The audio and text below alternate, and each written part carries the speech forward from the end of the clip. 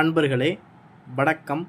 நாம் இன்னைக்கு வீடியோ பதிவில் எதை பற்றின தகவலை நம்ம பார்க்க போகிறோம் அப்படின்னு பார்த்தீங்கன்னா, மன்மத மோகினி மந்திரத்தை வச்சு காதல் வசியம் பண்ணக்கூடிய ஒரு முறையை பற்றி தான் நம்ம இன்னைக்கு வீடியோ பதிவில் முழுமையாக நம்ம பார்க்க போகிறோம்.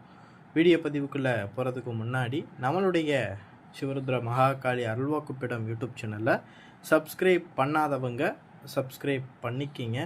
அதாவது இந்த மன்மத மோகினி மந்திரத்தை பொறுத்தளவு விரும்பக்கூடிய நம்ம ஆணையோ இல்லை பெண்ணையோ நம்ம அடையணும் அப்படின்னு நினச்சோம் அப்படின்னா அவங்க மேலே தாராளமாக இந்த மன்மத மோகினி மந்திரத்தை நம்ம பிரயோகம் பண்ணி விரும்பக்கூடியவங்களை நம்ம வசியம் பண்ண முடியும். சரிங்களா? இந்த வசிய முறையை பார்த்திங்கன்னா முறையற்ற உறவுகள் மீது நம்ம என்ன செய்யக்கூடாதுன்னா பிரயோகம் பண்ணக்கூடாது. சரிங்களா? அதாவது முறையற்ற உறவுகள் அப்படின்னா யார் யாரை சொல்லுவோம் அப்படின்னா சகோதரர்கள், சகோதரி, நண்பர்கள். சரிங்களா? அடுத்து பார்த்திங்கன்னா மாமியார், மாமனார், இந்த மாதிரி இவங்க என்னுடைய சொல் பேச்சு கேட்கணும் அப்படிங்கிறதுக்காக இந்த மாதிரி முறையற்ற உறவுகள் மீது பார்த்திங்கன்னா இந்த மாதிரி பிரயோக முறைகளை நம்ம பிரயோகம் பண்ணக்கூடாது. சரிங்களா? அப்போனா இந்த பிரயோக முறையை யாருக்கெல்லாம் நம்ம பிரயோகம் பண்ணலாம் அப்படின்னு பார்த்திங்கன்னா, கணவன் மனைவிக்குள்ளே ஒரு ஒற்றுமையாக இல்லை, உங்கள் மேலே ஒரு அன்பாகவும் பாசமாகவும் இல்லை அப்படின்னா கணவன் மனைவிக்குள்ளே இந்த பிரயோக முறையை தாராளமாக பிரயோகம் பண்ணலாம். அடுத்தது பார்த்திங்கன்னா, நீங்கள் ஒரு ஆணையோ இல்லை பெண்ணையோ நீங்கள் விரும்புகிறீங்க அப்படின்னா அவங்க மேலே இதை நீங்கள் பிரயோகம் பண்ணீங்க அப்படின்னா எப்போவுமே இணை பிரியாமல் உங்களுடைய ஒற்றுமையாக காதல் அன்போடு என்ன செய்வாங்கன்னா இருப்பாங்க, உங்களையும் விரும்ப ஆரம்பிப்பாங்க. சரிங்களா? இப்படி நம்ம ஒருத்தவங்க மேலே நம்ம விரும்பக்கூடியவங்க மேலே நம்ம பிரயோகம் பண்ணும்போது அவங்களுக்கும் உங்களை விரும்புவாங்க. சரிங்களா? இது பார்த்திங்கன்னா கடைசி வரைக்கும் இந்த காதல் உணர்வோடு ஒற்றுமையோடு இணை பிரியாமல் இருப்பாங்க. சரிங்களா? இதற்காகத்தான் இந்த மன்மத மோகினி மந்திரத்தை ஒருவர் மேலே பிரயோகம் பண்ணுறது. சரிங்களா? இப்படி நம்ம பிரயோகம் பண்ணணும் அப்படின்னா நம்ம விரும்பக்கூடிய எந்த ஒரு ஆணையும் பெண்ணையுமே எளிதில் நம்ம வசம் பண்ண முடியும். சரிங்களா? அதனால தான் இந்த மன்மத மோகினி வித்தையை பொறுத்தளவிற்கு முறையற்ற உறவுகள் மீது நம்ம பிரயோகம் பண்ணக்கூடாது. சரிங்களா? அதாவது இந்த பிரயோக முறையை நம்ம எப்படி பண்ணுறது அப்படிங்கிறத ஃபஸ்ட்டு பார்ப்போம். சரிங்களா? இந்த பிரயோக முறையை பார்த்திங்கன்னா நிறைஞ்ச பௌர்ணமி நாள் அன்னைக்குன்னும் இந்த பூஜை முறையை ஆரம்பிக்கலாம். இல்லை அப்படின்னா நீங்கள் பிறந்த நட்சத்திரம் உங்களுக்கு என்னைக்கு கேலண்டரில் வருதோ அன்னைக்கும் பார்த்து இந்த பூஜையை நீங்கள் ஆரம்பிக்கலாம். சரிங்களா? அந்த நாளை தேர்ந்தெடுத்துட்டு உங்களுடைய பூஜை ரூமில் பார்த்திங்கன்னா ஒரு மண் அகல் விளக்கில் சுத்தமான நெய் ஊற்றி திரி போட்டு விளக்கேற்றி வச்சுக்கிட்டு ஒரு வாழை இலை ஒன்று விரித்து அந்த வாழை இலையில் பார்த்திங்கன்னா நெல்லோ பச்சரிசியோ என்ன செய்யணும்னா பரப்பி வச்ச பிறகு அதன் மேலே நீங்கள் என்ன செய்யணும்னா ஒரு உருவப்பாவை, நீங்கள் யாரை வசியம் பண்ண போகிறீங்களோ அவங்களுடைய உருவப்பாவை ஒன்று செஞ்சு அந்த அரிசி மேலேயோ இல்லை நெல் மேலேயோ நீங்கள் என்ன செஞ்சுக்கணுன்னா வச்சுக்கோங்க. சரிங்களா?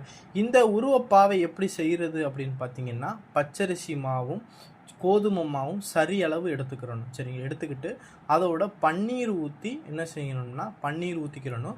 பன்னீர் ஊற்றிக்கிட்டு கொஞ்சோண்டு விபூதி கொஞ்சம் சேர்த்துக்கிட்டு மஞ்சள் பொடி கொஞ்சம் சேர்த்துக்கிட்டு நீங்கள் என்ன செய்யணும் அப்படின்னா அந்த உருவப்பாவையை பிடிக்கணும். சரிங்களா? இப்போ நீங்கள் ஒரு பெண்ணை வசியம் பண்ண போகிறீங்க அப்படின்னா பெண்ணுடைய உருவப்பாவை போல் செஞ்சுக்கிறணும். இல்லை நீங்கள் ஒரு ஆணை வசியம் பண்ண போகிறீங்க அப்படின்னா ஆணுடைய உருவப்பாவை போல் செஞ்சுக்கிட்டு அந்த பாவை என்ன செஞ்சிடணும் அந்த இலை மேலே வச்சிடணும். வச்சுட்டு அந்த இலையில் பார்த்திங்கன்னா தேங்காய், வாழைப்பழம், வெற்றிலை பாக்கு இந்த இதெல்லாம் வச்சு காதோலை, கருவமணி இந்த இதுவும் வச்சிடணும். ஒரு மஞ்சள் கலரு ஜாக்கெட் பிட்டு ஒன்று வச்சு அது மேலே இந்த வெத்தலைப்பாக்கு, பூ, பழம், இதெல்லாம் மல்லிகைப்பூ இதெல்லாம் வச்சு படையலாக வச்சிடணும். வச்சுட்டு நீங்கள் என்ன பண்ணணும் அப்படின்னா நான் ஸ்க்ரீனில் கொடுத்துருக்கக்கூடிய அந்த எந்திரத்தை நீங்கள் என்ன பண்ணணும் அப்படின்னா ஒரு செப்பு தகடு இல்லைன்னா காரியத்தகடு, இந்த தகட்டில் உங்களுக்கு தேவையான அளவு கட் பண்ணி எடுத்துக்கிட்டு நீங்கள் என்ன செய்கிறீங்கன்னா இதில் 2 தகடு என்ன செஞ்சுக்கோங்கன்னா கட் பண்ணி எடுத்துக்கோங்க.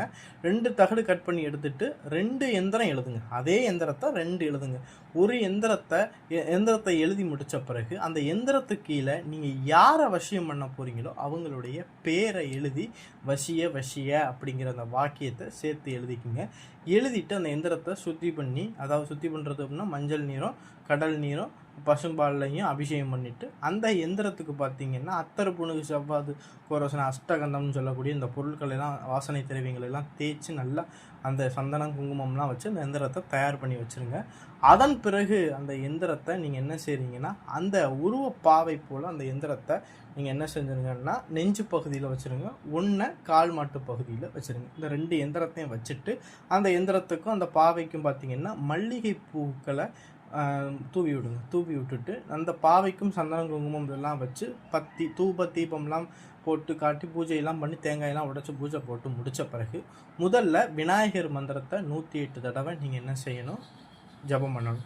அதன் பிறகு மல்லிகைப்பூவு ஒரு 1008 பூவு எண்ணி ஒரு தட்டில் எடுத்து வச்சுக்கிட்டு நான் ஸ்க்ரீனில் கொடுத்துருக்கக்கூடிய இந்த மந்திரத்தை நீங்கள் என்ன செய்யணும் அப்படின்னா மனசில் நீங்கள் யாரை வசியம் பண்ண போகிறீங்களோ அவங்கள மனசில் நினச்சிக்கிட்டு அந்த மல்லிகைப்பூவை அந்த பாவையில் உள்ள எந்திரத்து மேலே அர்ச்சனை பண்ணணும். இப்படி 1008 தடவை நீங்கள் அர்ச்சனை பண்ணணும்.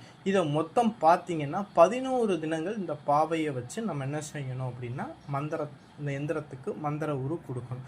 இப்படி கொடுத்து முடித்த பிறகு இந்த பாவையை அப்படியே அந்த மஞ்சள் துணியில் வச்சு அந்த மஞ்சள் துணியில் உள்ள காதோல கருகமணி அப்படி எல்லாத்தையும் வச்சு ஒரு முடிச்சு போல் கட்டிடுங்க. கட்டிட்டு அந்த பாவையை கொண்டு போய் நீங்கள் என்ன செய்யலாம், அரச மரத்துடைய அடியிலையும் பிதைச்சி வைக்கலாம். இல்லை அப்படின்னா மயானத்தில் பார்த்தீங்கன்னா வடக்கு திசையில் கொண்டு போய் இந்த பாவையை பிதைச்சி வைக்கலாம். சரிங்களா? இப்படி பிதைச்சி வச்சிட்டிங்க அப்படின்னா யாருக்காக நம்ம இந்த வசிய பூஜையை நம்ம செஞ்சோமோ அவங்க என்ன செஞ்சுருவாங்க, 11 நாள் 21 நாளுக்குள்ளாக உங்கள் மேலே அளவு கடந்த அன்பு பாசமாக உருவாக ஆரம்பிக்கும். அவங்க உங்களை தேடி வர ஆரம்பிச்சிருவாங்க. அவங்களே உங்களை தேடி வர ஆரம்பிச்சிருவாங்க. சரிங்களா? அதன் பிறகு பாவையை பிதைச்ச பிறகு அந்த எந்திரம் இருக்குது பாருங்கள், அந்த எந்திரம் 2 எந்திரம் சொல்லியிருப்பான். அந்த எந்திரத்தை ஒரு எந்திரத்தை சுருட்டி ஒரு தாயத்தில் அடித்து உங்களுடைய வலது மணிக்கட்டிலே கழுத்துலேயே கட்டிக்கலாம். இன்னொரு எந்திரத்தை உங்களுடைய பூஜை ரூமில் வச்சு நீங்கள் அந்த அவங்க விரும்பியவங்க வசியமாகிற வரைக்கும் அதை வச்சு வணங்கிட்டு வந்தீங்க அப்படின்னா அவங்க என்ன செஞ்சுருவாங்க, உங்களுக்கு வெகு சீக்கிரம் அவங்கள்ட்ட வசியமாக ஆரம்பிச்சிருவாங்க. இதுதான் பார்த்தீங்கன்னா மன்மத மோகினி வசிய சித்து. சரிங்களா? இந்த மன்மத மோகினி வசிய சித்தை வச்சு ஒருவர் மேலே பிரயோகம் பண்ணணும்னா எப்பேற்பட்டவங்களை வேண்டுமானாலும் நம்ம என்ன செஞ்சிட முடியும்னா வசியம் பண்ணிட முடியும். சரிங்களா? இந்த வீடியோ பதிவு உங்களுக்கு பிடிச்சிருந்துச்சு அப்படின்னா நம்மளுடைய சிவருத்ர மகாகாளி அருள்வாக்குப்பிடம் யூடியூப் சேனலை சப்ஸ்கிரைப் பண்ணாதவங்க சப்ஸ்கிரைப் பண்ணிக்கிங்க. நன்றி, வணக்கம்.